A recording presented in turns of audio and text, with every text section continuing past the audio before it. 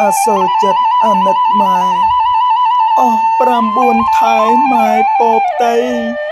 ស៊ូទ្រាំចាញ់កោញ័រហិតហីអស្រ័យបុត្រភ្ងាផ្ញើជីវិតម្លឹងហើយម៉ែនៅនឹកស្រឡាញ់លំបាកមិនដេចមិញឥតបើគិតតន្ទឹងឲ្យតែខែមុខចិត្តពិតចង់ឃើញបុត្រពិសីពេលឆ្លងទន្លេម៉ែឈឺណាឈឺក្រៃឈឺក្រាស់ហឺឧបមាស្ទើរផុតជីវិតចាកលោកីវិស័យមួយជរាជមករងចាំបើម៉ែបានឆ្លងផុតវាលធំម៉ែស្ដាប់កូនយំម៉ែចំណាំសំឡេងកូនតូចដូចបណ្ដាំផ្សះផ្សាំទ្រូងម៉ែឲ្យលហើយពិត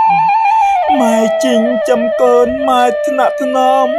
បំពេលលួងលោមលំប្រណិតឆ្លងកាត់ដំណក់នៃលោហិត